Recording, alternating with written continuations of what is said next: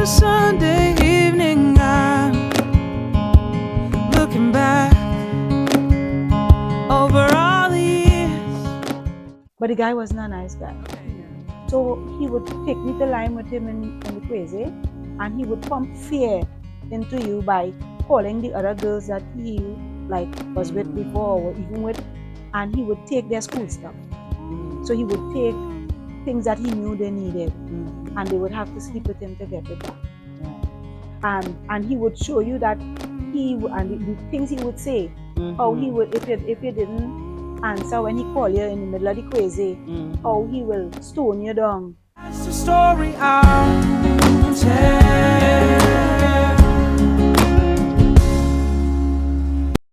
Hi, welcome to another episode of What's Your Story? I am Keshaya Briggs, and with me, well, I will allow my guest to introduce herself in a bit.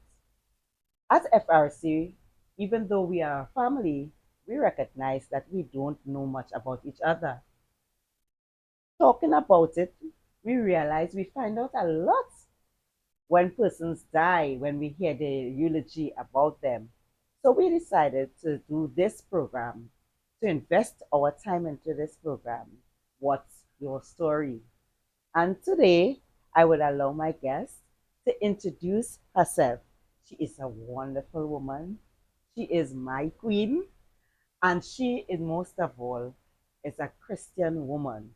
But things were not always this way for her, and you would find out that in this story. A pleasant good night to everyone. Well, my name is, to most of you in FRC, you would know my name is Jennifer Baptiste, and these days I like to go by my whole name because there are so many Jennifer Baptistes. Jennifer Roseanne Baptiste, that's me, yes. And I am proud and glad to be a member of Faith Relief Center. Yes. So, Sister Jennifer. Now I really want to say mommy. I was thinking whether to say Sister Baptiste or Jenny B. But we'll go with Sister Jennifer. I think sometime you might hear me say mommy. Can't you tell us your story? A little bit of your, now they said, within that time of fertility, and when you reach 7, 8 years, a lot of your characteristics is already formed. And it's the stories by your backstories there that helps us understand so much about you. It even makes it easier to relate to a person when you understand their story. So we want to know a little about you. Tell us a little about your growing up, how it was, where you grew up, how who were your siblings, how you all get along. We want to know something about you. Well, I grew up in the little village of Lacano Road, Lower Santa Cruz. My first recollection of myself, I have a brother who remembers everything, perhaps since he was some months old, but I am not like that. So my first recollections, however, was living in a house there. Those were the best memories that I had of my childhood. We were living in a house there. My father was at home at the time. So it was my father, my mother, my two brothers, and I. I have one brother 2 years older than I, and a younger brother, a year and something. He is younger than I. So I was in the middle, the only girl in that my immediate family. So it was three of us, mommy and daddy, and I enjoyed living there. My mother was a very hardworking lady. She always had cane and tupitambo and fig and so on planted in the yard. I remember the tupitambo because every ever so often she would root it up and she would boil that, and then we had the cane that we could cut. She always had stuff, outside there in the yard for us. We didn't get to go anywhere. Okay. We had to play inside that gate. Anybody who had to play had to come and play with us there in the yard. And it didn't mean that they could spend whole day either. When they came at a certain time, she would say, your parents would have something for you to do. It's time for you to go home. Yes. And they would have to go at a certain time. So we grew up, in that little setting there. However, we did not stay there very long. Okay. As I am older now, my mother would have said that the owners were selling the place, Mm-hmm. and you wouldn't believe it, they were selling it, I think, for $5,000, All a right. little house and a nice little, piece of land, Mm-hmm. and they were selling it for that price. And they told them about it, but my father, he didn't want to buy anything, and my mother wasn't working anywhere per se, Okay. so she had to give it up, All and they right. had to go rent other places. Well, it was rented, but we Mm-hmm. had, and after that, the places we rented were nothing like that little house that Hmm. we lived in there. I Right. remember that the Christmases there, Mm-hmm. up to now, even though I'm a Seventh-day Adventist and I am an older person, Christmas is a special time of the year for me, Mm-hmm. because that was the time of the year. They would paint. Well, mommy, more than anything. My father was a painter, so he would help a Mm-hmm. bit, but he really wasn't much at home. Okay. Um, so and then he had a gram. But I think the whole word for that is gramophone. Mm-hmm. Those long time players, Yes. and he had some LPs and some 45s, Mm-hmm. and there was one with Christmas, Right. Nat King Cole, with Mm-hmm. Christmas songs. And you listen, so when Christmas time came around, it was all these Christmas music playing out. Mm-hmm. It was the house and my cleaning and painting, and my mother, well, she couldn't buy Christmas tree and all of that. Mm-hmm. But what she made sure and do for us every Christmas is to buy a suit of clothes, Right. so that on Christmas Day we could wear something new. Mm-hmm. As a little pantsuit or Mm-hmm. something she would buy for us. And those were the things that I remember. Also, I remember those were the years we got little toys. Okay. I was always kind of, it's two brothers I have, so I was kind of a little Mm-hmm. boyish. So I didn't get dollies. I got cars like my brothers. Right. And there was this nice little blue car. I always remember it. It worked with batteries, Mm-hmm. so you turn it on and it's all around. And we really, those days were really fun days. And I remember them fondly. I don't remember very much about Mm-hmm. my childhood, but those days were good. And I remember that. And then we had to move. And after that, it was like, moving from place to place. Mm-hmm. Right in Lakano itself. In fact, Right. just on the other street, not too far from there, we Mm-hmm. lived. But it was always, the houses were not, the apartments were not Okay. that great after. Mm-hmm. And also, relationships between my mother and father deteriorated Okay. until finally he would have left home when I was about 9 years old. All He right. left for good. Yeah, so those early days there. I remember that quite a lot. Yeah. Right. Other things about my childhood I want to mention, because I think who I am today was born out of that, Mm-hmm. and that is the religious part of it. Okay. My mother was a Baptist, Mm-hmm. the spiritual Baptist. She was a spiritual Baptist. My father was supposed to be a Roman Catholic. Of course, he did not go to church, but because he was a Roman Catholic, my mother sent us to the Roman Catholic Church. But what she did, because we were poor and we didn't have going out clothes, Mm-hmm. Sunday Right. is mass and everybody's Mm-hmm. dressing. So she would send us to church on a Saturday afternoon. Okay.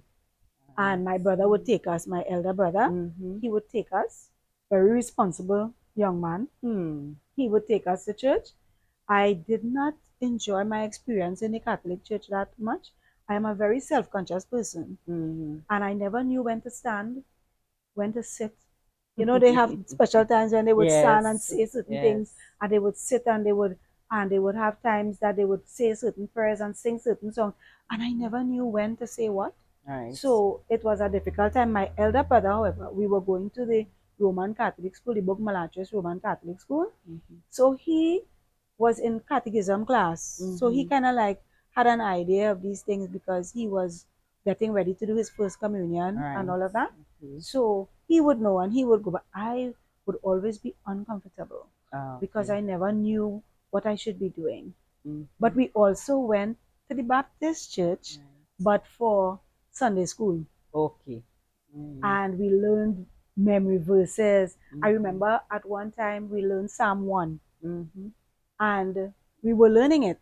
And at the day when everybody was supposed to say it, I wasn't around at that time. My mother would send us to the country to we would go up to Maruga by my grandfather, Mm-hmm. and we had gone, and so it passed. And the lady who ran the Sunday school, she Mm-hmm. actually saved a prize for me. I remember it well. It was a soap dish. I would never forget that. She Okay. saved it for me because she said she Okay. knew if I was there You would have that I would have remembered known this. that I would have known the whole of the psalm that we were Okay. saying. She knew I would have known it, and so I really enjoyed those times going to Sunday school Mm-hmm. and learning this stuff. Of course, we used to get things to eat too. Mm-hmm. There was always something to eat, and Thanksgiving Mm. in the Baptist church. So I had Baptist as well as Roman Catholic. But also when we go up to Maruga, Mm-hmm. there was the London Baptist. Right. Now my grandfather and they had two places. Whenever we were in fifth company Mm-hmm. or third company, I think it's third company. Whenever we were there, we would go to the Baptist church there, the London Baptist. Now, Okay. London Baptist church is like a Seventh Adventist church on Mm-hmm. Sunday. All right. So we, the children, would go to Sunday school in Mm-hmm. the morning, Right. and then we would come in and meet the adults Okay. in church for divine service. Mm-hmm. The difference was that they would um, shout, Mm-hmm. but they're not like the spiritual Baptists who would be all over the place. They would Mm-hmm. shout in their pews. All right. So right in the pews there, when the time come Mm. and they will catch the power and whatever, it would be right in the pews. Except in every church, there's Mm-hmm. always the people who would be a little extra. So you Mm-hmm. may have the little extras out in the thing, but most of them in within the pews. And so Mm-hmm. I loved their baptisms Mm-hmm. where the people would dress in white Mm. and we would walk to the river. And while we are walking to the river, is all kinds of songs, hymns, Mm-hmm. choruses, and down the road going. It was Right. really awesome going to the London Baptist Church. And then when we went to Penal Rock Road, there is where I went to vacation Bible schools, Mm. and that would have been done by Pentecostal, Okay. a branch of the Pentecostal church. I don't know now which branch it is, but Mm-hmm. it would be missionaries. So it was white Mm-hmm. people. They would come over, and Right. my mother had those books and all those things that we craft and thing in a grip. We used to call it grip long time. Mm-hmm. This call it suitcase now. No. In a Mm-hmm. grip, she had them for years, many years, storing them, of them keeping home all the Right. booklets and or just like our VBS, Mm-hmm. we would do booklets and there would be craft and all of that. So I was introduced to Christianity at a very early age. Not very much Seventh-day Adventism. When I was about 8 or 9, one of the neighbors started going to the Adventist church Okay. and they took me with them. When they were Mm. going to be baptized, they wanted me to baptize, but mommy said no. She said um, we were poor and she couldn't afford to cook separate food for me to eat and all of that. Okay. So she said no. And now that I'm an adult, I'm glad that it happened that Mm-hmm. way at the time Mm-hmm. because those people fell out of church. Okay. And then I probably would have been left nowhere because who would have been able to Mm-hmm. take me to church All and right. all of that. So, but I got a little touch of various religions and Mm-hmm. I just always enjoyed service and church and Mm-hmm. all those kinds of things. I enjoyed it. So they call me the Pentecostal Baptist, You have the background. Catholic, Adventist. So now I know where I get it from, right? It's just in my genes. It's Yes, it just in my is. genes. It is. Yes. So looking at you now, uh, you can look a little stoosh. We see her as a strong Christian woman. And some persons think it that you look a little sainty. But out of this story, you also have a teen years that, you heard her said that her father wasn't there much and then eventually he left. And so you had your teenage years, where you made a lot of decisions that wasn't the best decisions. And so I want you to just walk us through your teenage years.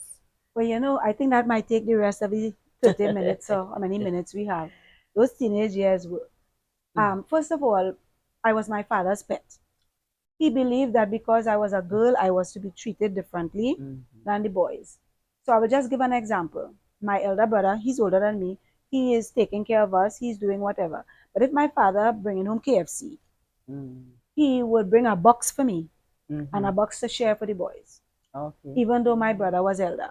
Mhm. So I got this kind of special treatment. Okay.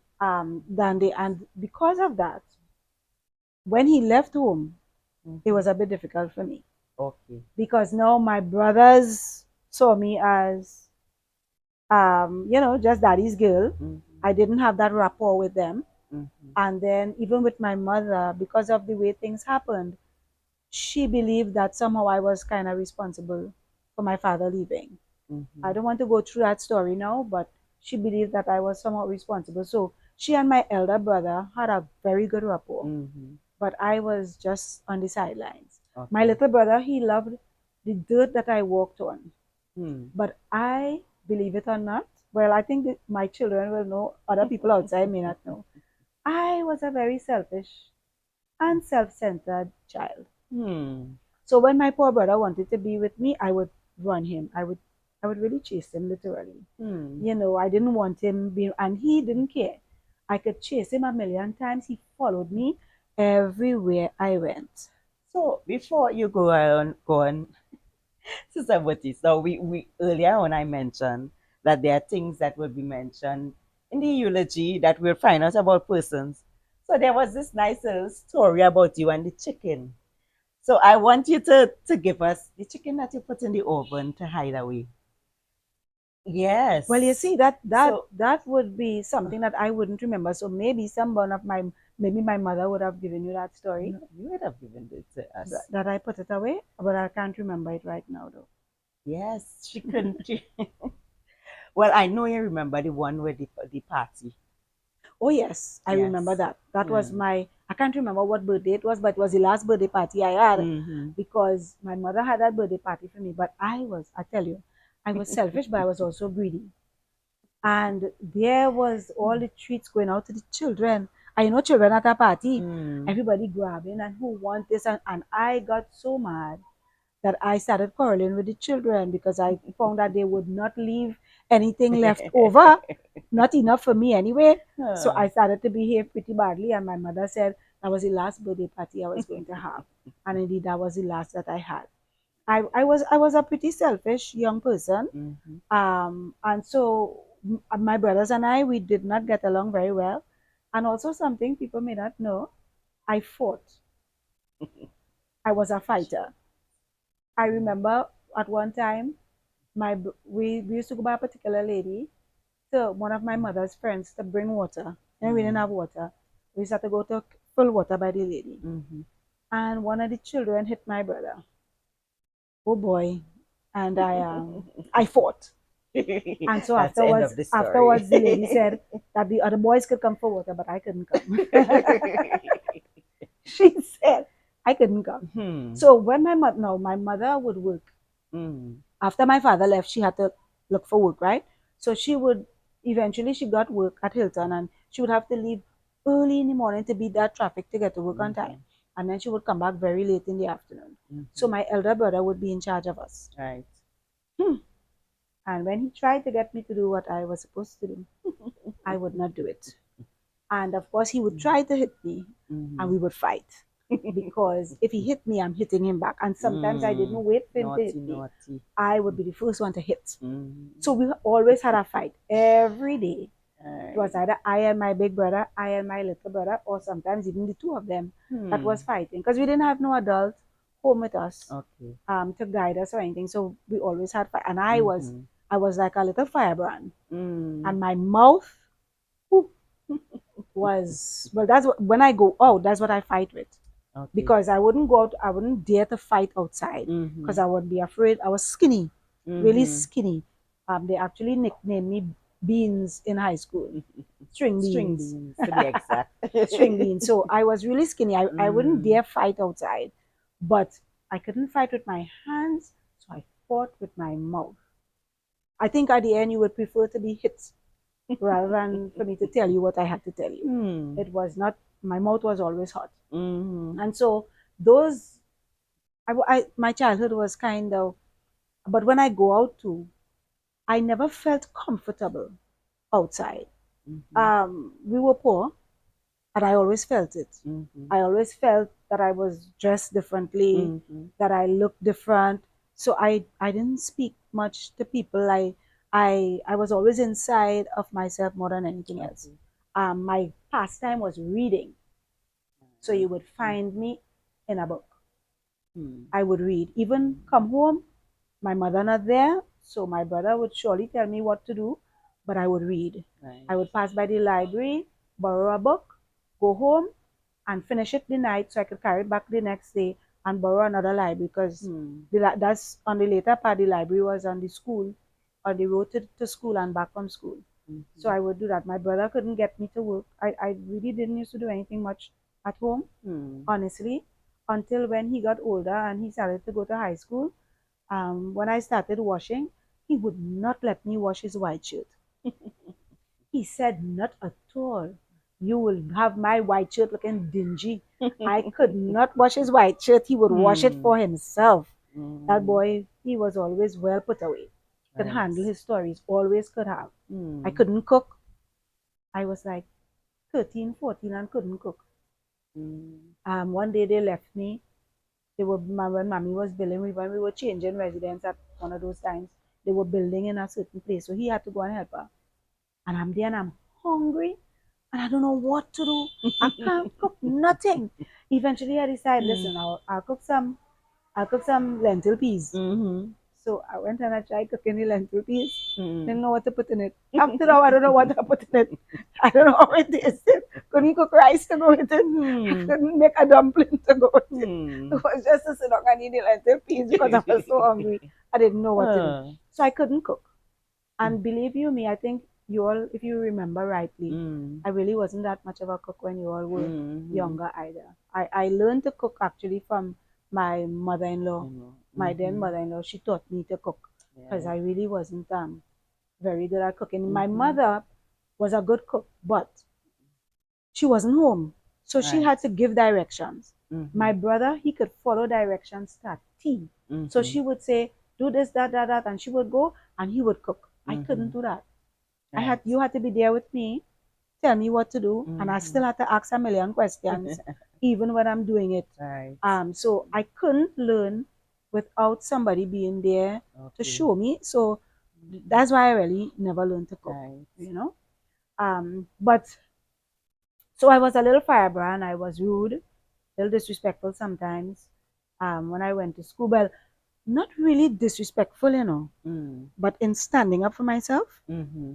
I could sometimes come across as disrespectful. And so in my teenage years, well, I was kind of bright, the only one in my family to be bright. My elder brother was dyslexic. We only found that out when we got big now and we Right. understand what dyslexia was. Mm-hmm. So he wasn't good in school. My little brother just didn't care, and I was the one everybody was looking at to do Mm-hmm. whatever.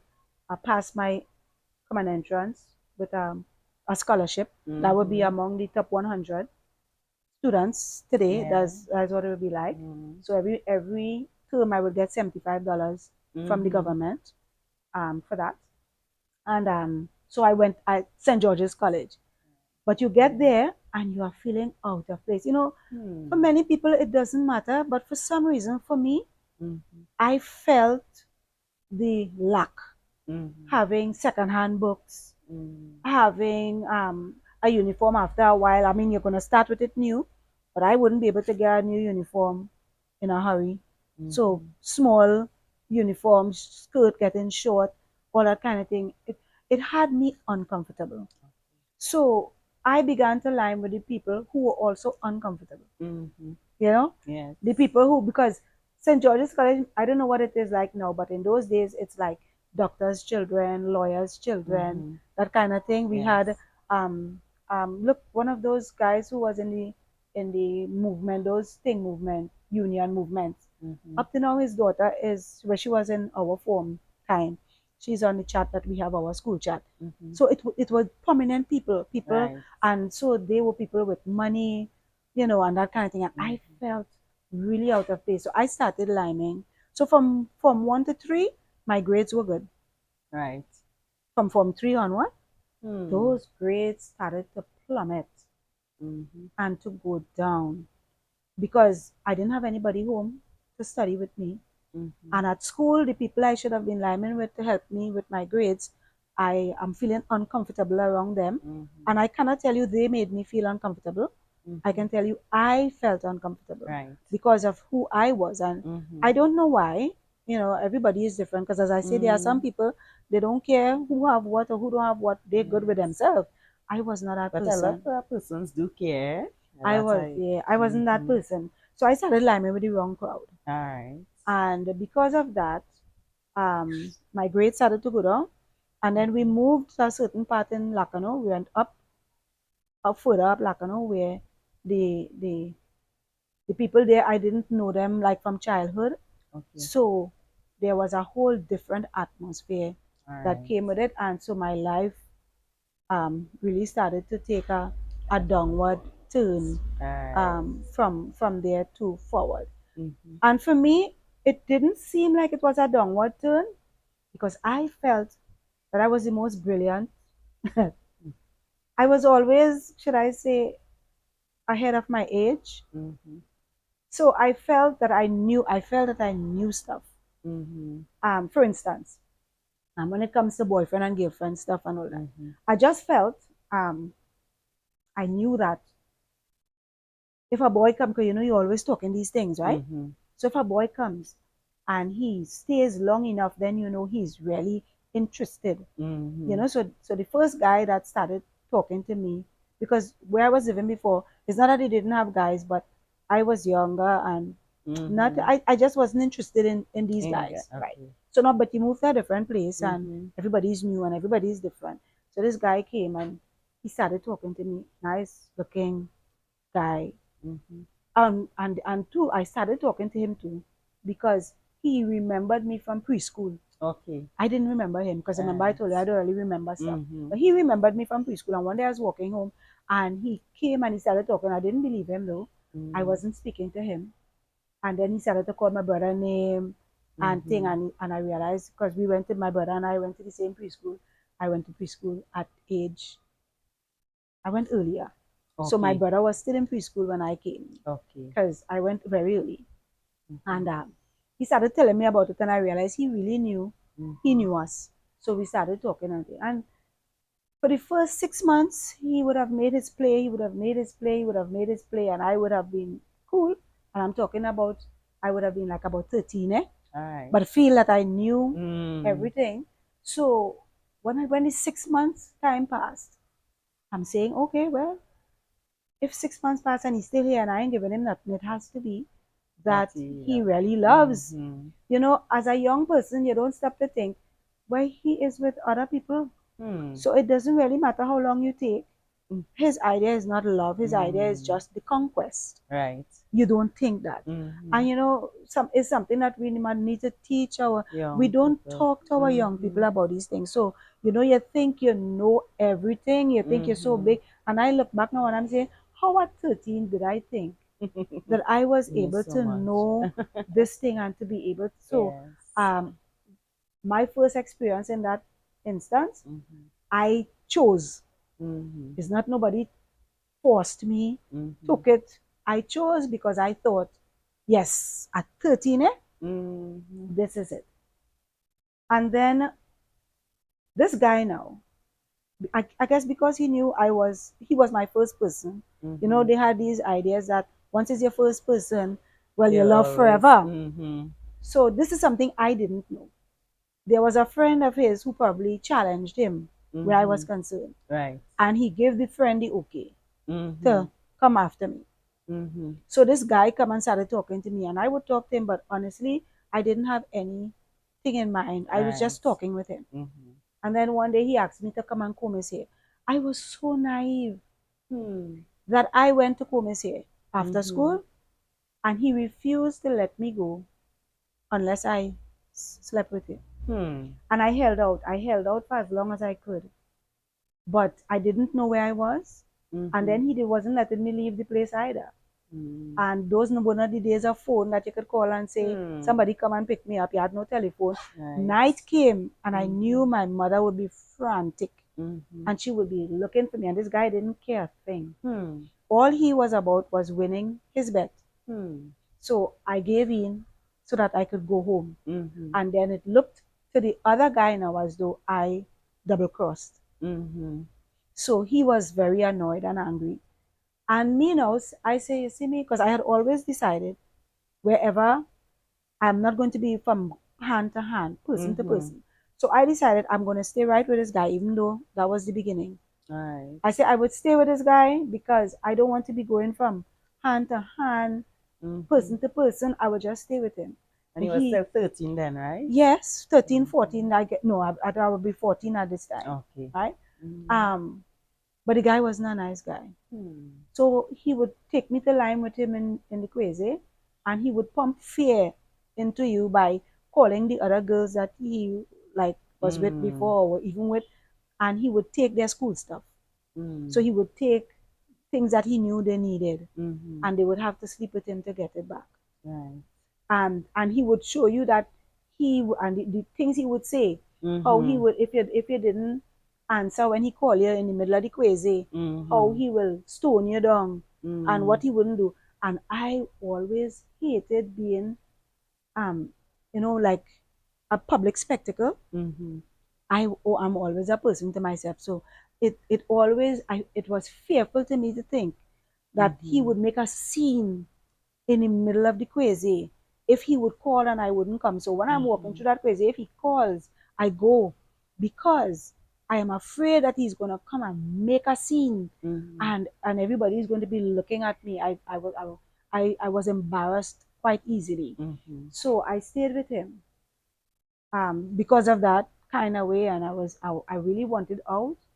And then someone came to help get me out, Mhm. but they came with their own agenda. And even though I stated that I was not into relationships, I just wanted to, because now it was coming to Form 5 and I Mhm. needed to study. And I said, you see me, I done with this boys thing, Mhm. books now for me, I'm done with that. The person had their own agenda, so they came and they actually did help me for him to stop harassing me Mhm. um, in the crazy and whatever. And that passed, but now this person who later became my husband, Right. he stepped in now, but he had his own agenda as Mhm. well. So even though I said, listen, I don't want any relationships. Right now, Mm. I just want to study. I just want to study so that I could pass some of my subjects because the time, but I didn't have anybody to study with me. So you know Mhm. what he would do? He would come home and study. No, he Mhm. couldn't read a thing, but he would come home and sit down, All right. right? He Mhm. would sit down and say, what you're studying, and encourage me to study. He would bring his mother would cook because they were doing garden. So at Mhm. the beginning of the day, she would make bake and she would cook food and everything. He would bring breakfast and lunch. All right.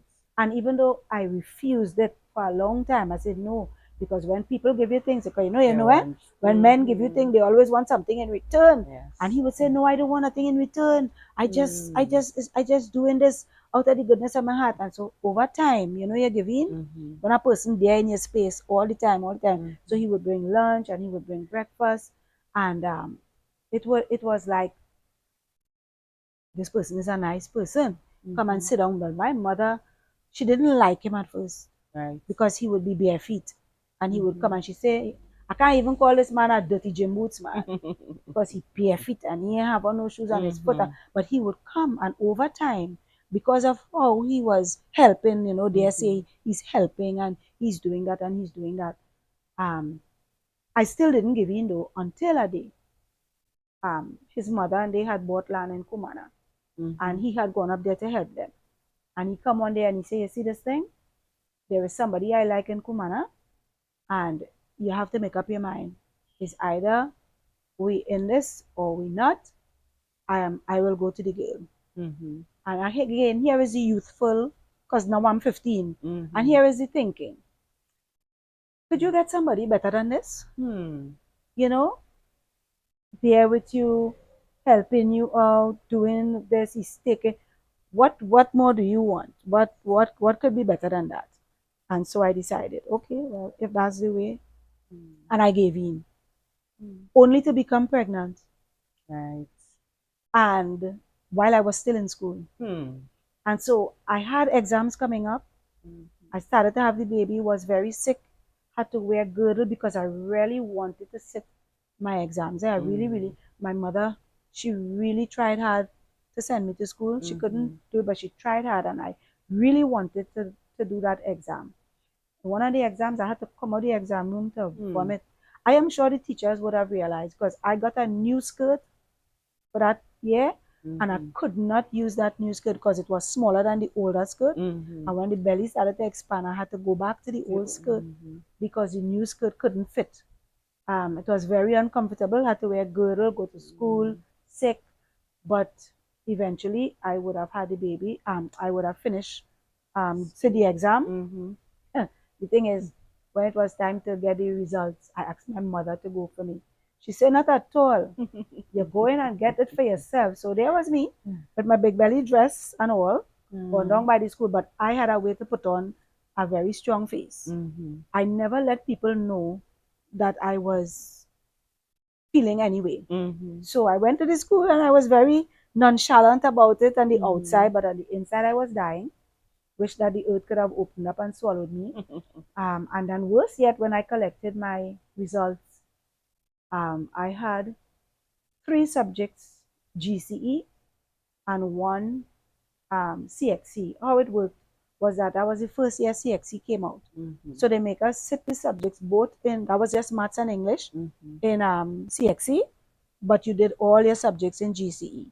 So I did math, English, everything in GCE, and I did math and English in CXC. Right. It turned out I didn't get math in GCE.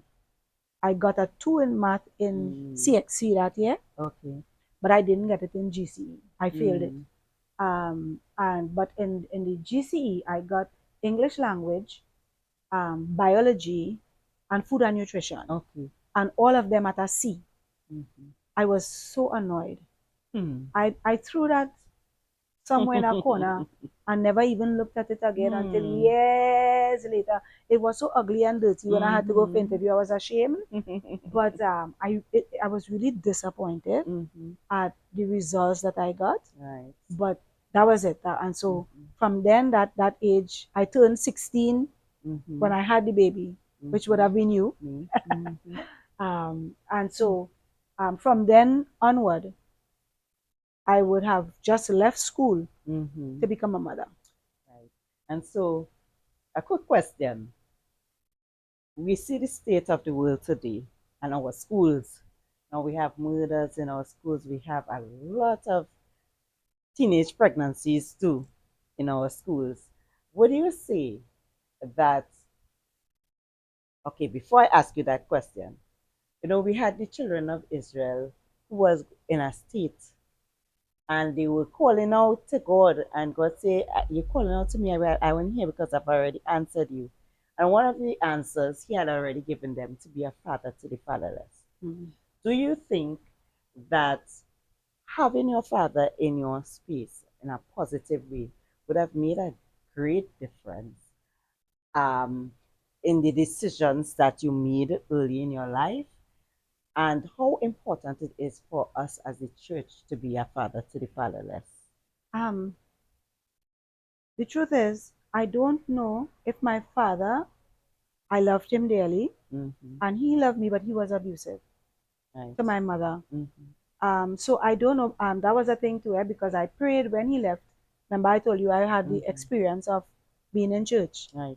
So I prayed for him to come back. Mm-hmm. And when he didn't, I stopped praying in my teenage years. Right. I stopped praying. So Mm-hmm. I really don't know that him being there would have been a positive influence for me because of the Mm-hmm. abuse to my mother. But I do know that a father figure, I missed my father a lot. And Mm-hmm. I think a lot of what I would have, even in my very own home, one of the reasons why I accepted a lot of stuff is because my father left home and it so traumatized me that I Mhm. always wanted my children to always have a father at Yes. home. It was a Mhm. traumatic experience. And I believe with all my heart that as Christians, and the truth is not just father figure, fathers and mothers, because I had some teachers who Mhm. were Seventh-day Adventists. I learned that after. And Mhm. I always ask myself, if they had seen me, here is this young lady coming to school, coming in with a scholarship, Mhm. um, and look at how her life is running. Mhm. Pull her aside and say, girl, Mhm. you know, you should, what, and be, Mhm. a surrogate. Right.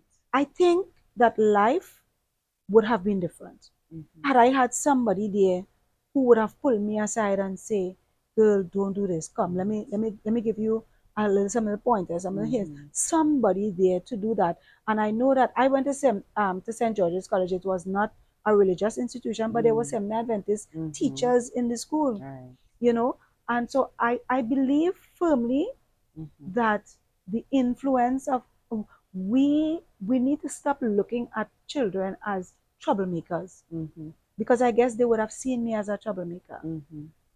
In my uncomfortableness, Mhm. I was the class clown. I mean, Right. people mightn't believe it, Mhm. but I was the class clown. Mhm. So I would be the one with the others making joke in the class for the teacher, behind the teacher's back, Mhm. to have laughter in the classroom and Right. all of that. Mhm. Because in your uncomfortableness, you try to make yourself comfortable in the space. Mhm. And I think, had there been persons Mhm. who would have stepped in, I wasn't in church, so I can't say church brethren, because I Right. wasn't in a church all this time. Mhm. Even though I was going to church activities, I wasn't really a member of any church. Mhm. So I can't say the members of a church, but I can say, if Christians in the community Mhm.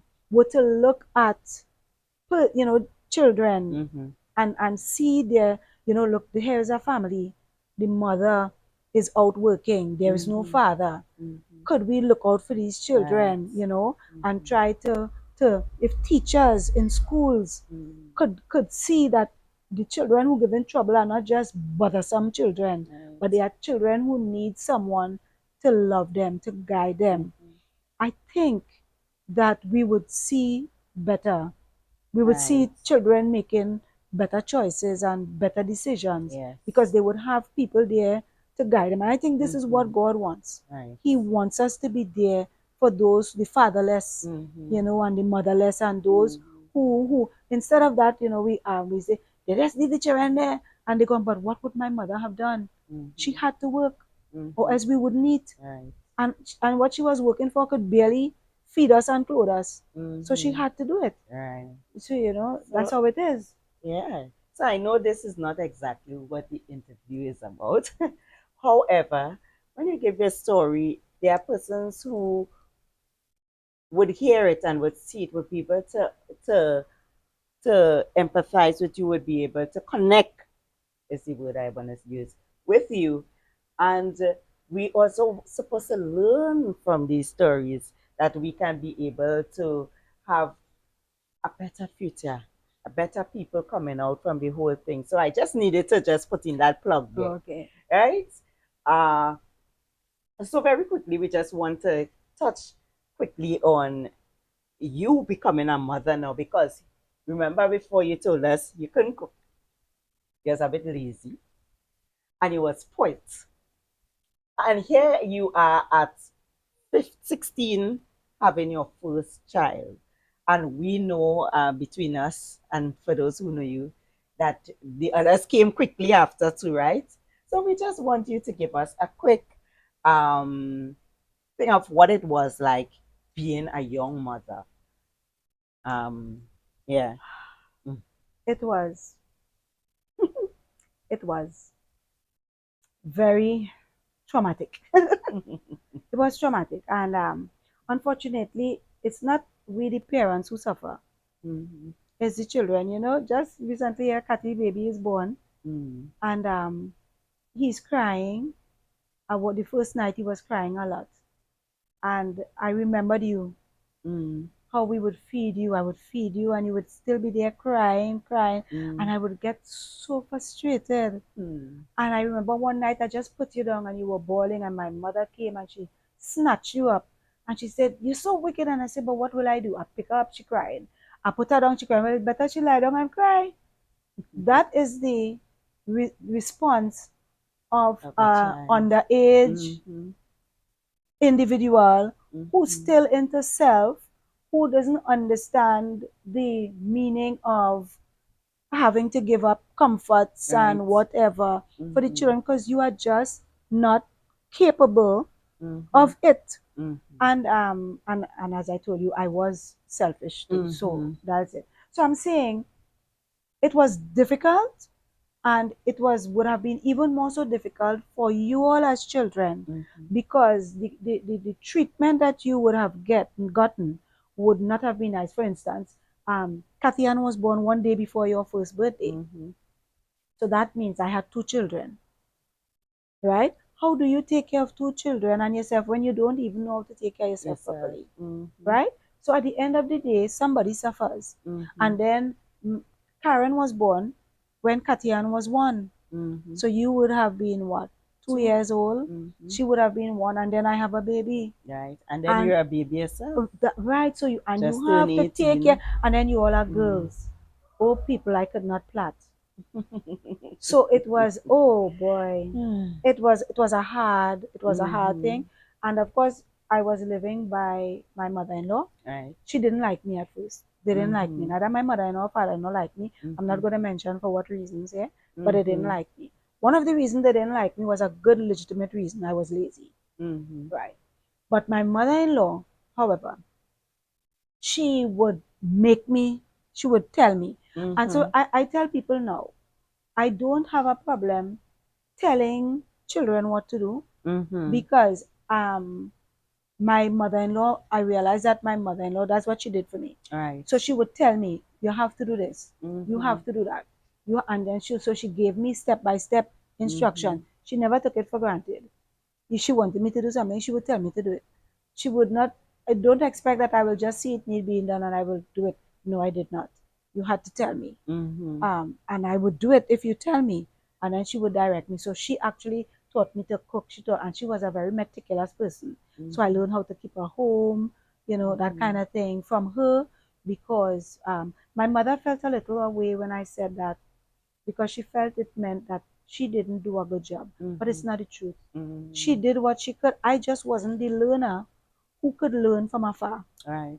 I had to have persons there personally telling me what to What to do. do. And Mm-hmm. because my mother-in-law was at home, well, they were doing gardening and thing, but we were basically home there. She was able to guide me and help me to know how to. So when I went out on my own, it was a little easier. But you Mm-hmm. would know our home was very chaotic Right. because it was difficult managing. Mm-hmm. And to be honest, I don't have as many memories as I should have Mm-hmm. because of that, I believe. Right. Because in order to survive, you just had to be in your own little zone Mm-hmm. and just take what came daily and do the best each day and move forward. Mm-hmm. So it was a very difficult experience, Mm-hmm.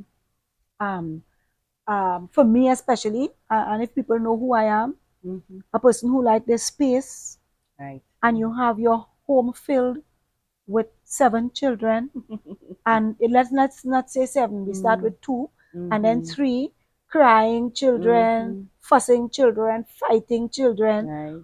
I would have been at my wits end. And Mm-hmm. then it's not like you send them somewhere at the end of the day and you Mm-hmm. get a rest. No, because I realize that's me.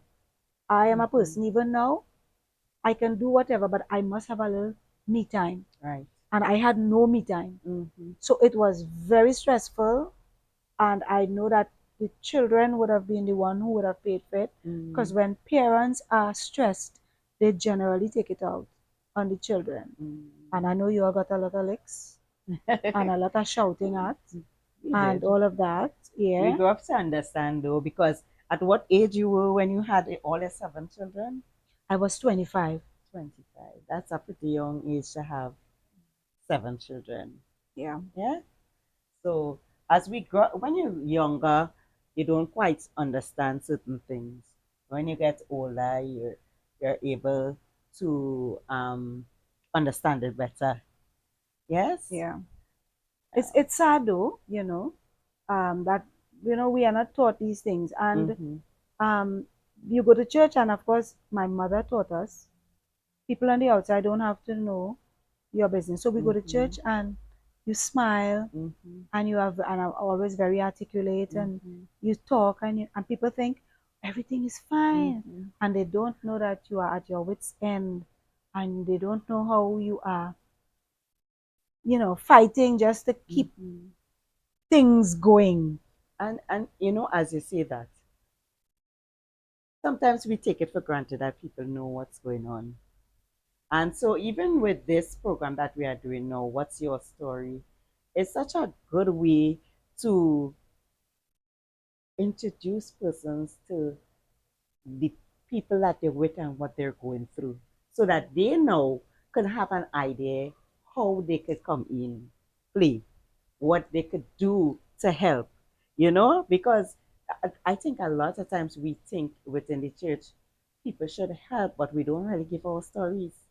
We do not want to tell our stories. We don't want to air our dirty linen That's in right. public That's right. because we are afraid of what people would think and what people would say about us. Yes. But we could. So maybe I might have been able to get help if when you go out to church, Mm-hmm. you let people know exactly What was what was taking taking place place? with you. Mm-hmm. Maybe there might have been persons who may have been willing to give To. advice, to help in Mm-hmm. some way, but no, you always felt that you had to look together. Right. You had to make it Mm-hmm. look, because you're a Christian and God is in it, and Right. everything has to be together. So we were always together Mm-hmm. when we went out. And I think that was one of the things when the family broke up, people Mm-hmm. couldn't understand Right. because we always seemed Together. together. Right. And it just is. We had the same principle as like a lot of things that you talk about now. If I was to talk about my past, I would say the same things, right? Hmm. Whether it's about moving a lot Yes. to even fighting and having a hot mouth. Yes. But a lot of things you would realize that we would have passed it on. You would have passed it on to our generation. Um, and in our home, there was this sign, attention, whatever you hear here, whatever you see here, whatever you do here, whatever you say here, please let it stay here. And I remember that. And so even if we were fighting in the home, from the time we step out that door, no one Yes. knew. It's a We were different story. together like this because we always was taught one to stand together, I to remember fight I was together. giving that story to Miss Jan earlier. Mm-hmm. That but I was a person who used to get, when I got angry, Mm-hmm.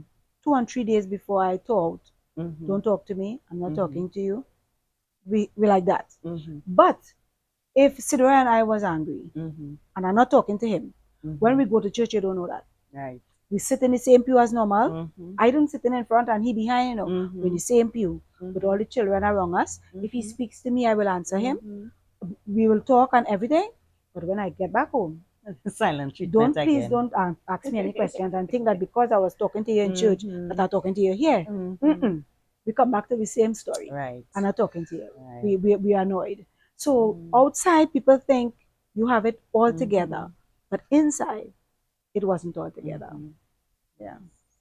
And so, um, practically, this is Sister Briggs, Sister Baptiste, Sister Baptiste, Sister Baptiste, you are like a tete. Story of how she grew up. And it's another story of how you became a Seventh-day Adventist. Ooh, I don't think we have Right? time for We that. I don't think maybe we would do another interview some other time. But again, I would say with this story, we would hope that a lot of things will come out of it. One, as a church, we will understand our role where God has asked us to be fathers to the fatherless, mother to the motherless, to take care of the oppressed.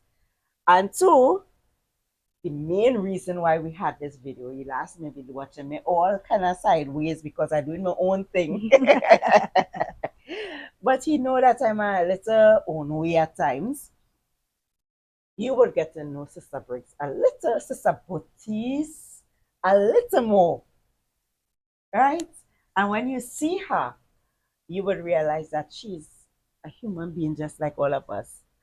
Though her face might be serious and she's seriously on a Christian path, and she may look a little stush at times, she's actually a human being just like us. You know, one that's been through a lot, and she can also be of some kind of help to you, at growing, especially for the young persons growing up, because she knows about making wrong decisions and she knows about heading down the wrong path. And she also knows, most importantly, about turning her life around or allowing God to turn her life around. Again, this was another episode of What's Your Story? I know that we had a lovely time with Sister Baptiste, and we are so glad to hear her story. But before we go, I have to ask her this. What are the three things that you learn in life, that the three lessons that life had taught you that you would like to pass on to our viewers? Oh boy, that's so very hard. Life has taught me so many lessons. But if I would go to number one, if I don't even go to two and three, Mm-hmm. I have learned that God is not who we say He is. Mm-hmm. And I'll tell you why. We say that God doesn't go with us. We tell our children, God doesn't go with you when you're going to party. I've heard people say God doesn't travel in a car that's going above the speed limit. And I've heard people say all kinds of things about where God goes and where He doesn't go. My God my God came and found that is a story for another time. Oh, my God found me. I didn't find him. He found me, and out of a very stupid story, I think I would have given that testimony in church already. So Right. some church people who would have been there would have heard that testimony. Mm-hmm. It was a very stupid situation, and God used that stupid situation to find me and to bring me to Himself. And I am saying one of the things I have learned is that God is not who people say He is. God loves us with an everlasting love. And He comes, you see that psalm? It has become my newest all best psalm. I think it's 139, where it says that if I make my bed in hell, that's Even literal, there, you know. God It's It literal. is. If I make my bed in hell, Even God there, comes God with is. me there. Mm-hmm. He sees me there Mm-hmm. and He comes. There were times when I wanted to give up on God, and God did not allow me to give up on Him or on myself. Right. So, one of the first lessons and the biggest lesson I have learned is that God is an awesome God, Right. a God of love, a God of mercy, a God of compassion. He is not who we sometimes hear He is in church. When we read the Word of God, we will see that God is an awesome God. And it is because of His awesomeness that we are all here today. Right. That's lesson one. Lesson one. Lesson two. Lesson two. Don't judge people. God is teaching me that. I haven't fully learned that lesson yet, but He keeps teaching it to me over and over and over. People look at me, they think I'm proud. And the truth is, I have some pride. But the pride doesn't stem from me feeling I'm better than other people. It stems from me feeling that I don't belong. Right. That I feel out of place. I feel a misfit. And I hate being rejected. So, in order not to be rejected, I stay away. Right. Rather be by myself than to risk rejection. Right. And so you see people and you see them act in certain ways, and you don't understand why they act how they act, and we are quick to judge, and we are quick to come up with reasons why people are the way they are, and God is teaching me, because even though I am like that, I still quarrel about other people. I still do. Right. And God has to be teaching me over and over and over.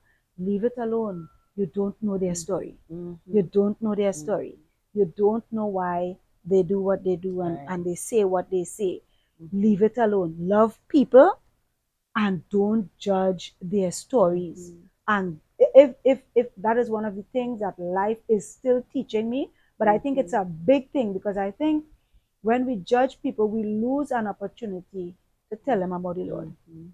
We lose an opportunity to be a mission to them, because we are Right. so thinking about where they're going wrong and what they're Mhm. doing wrong, and how they're making so much bad choices, Mhm. that we fail to take the time to approach them Mhm. as with love and care and concern. Which may have been your story growing up in high school.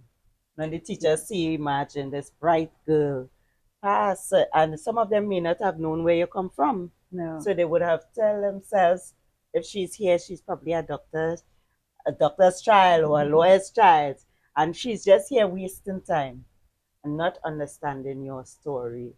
And so even from your story, it teaches you, Yeah. Don't yeah, judge. don't judge. Don't Yes. judge. What is the third Don't judge. lesson? The third lesson. The third lesson is,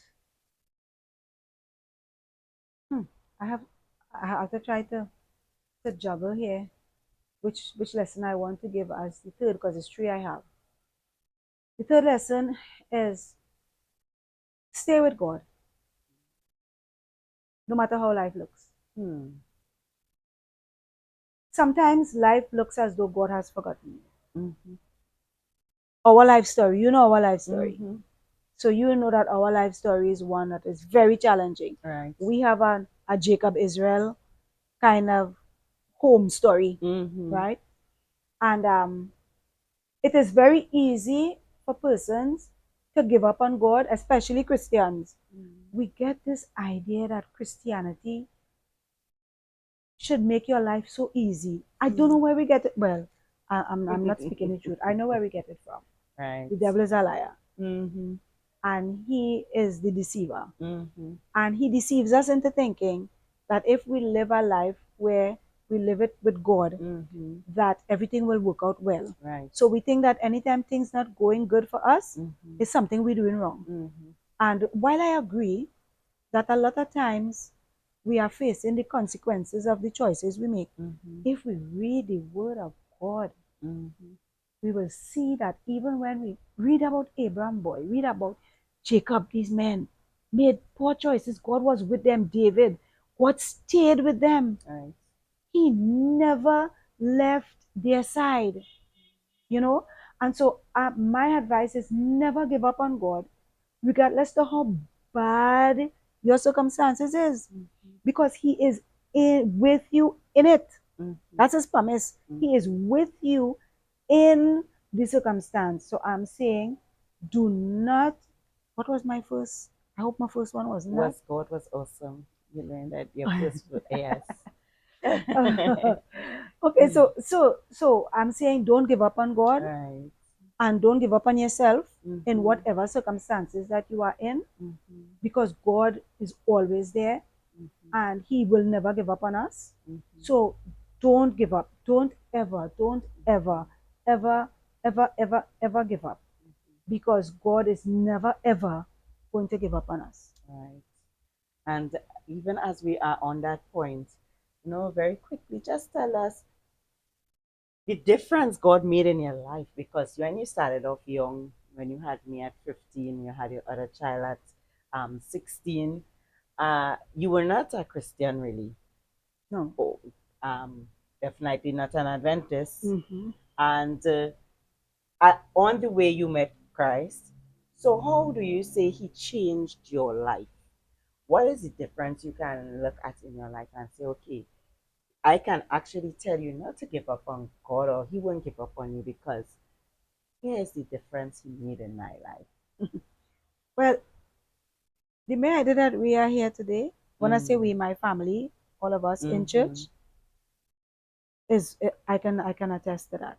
And mm-hmm, I want to say God is so good. God found me when you all were very small still, right.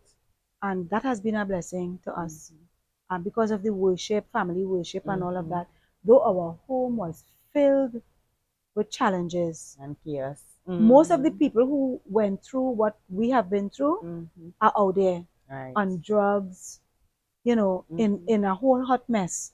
Their lives are in turmoil, Mhm. but our lives, we are still able to enjoy a measure of peace and happiness Right. because God was in the mix, Right. right? Mhm. And it's not because I invited him in, it's because he Mhm. took me to himself and he Mhm. stayed with us Right. throughout the journey. And you know, if people hear that journey, they may say, "But how you could say God was with you? And Mhm. all of these things happen in this journey." Papa, if God wasn't in that journey and Mhm. all of these things had happened, we would not have been who we are today. City. Mhm. We would not have been where we are today. Right.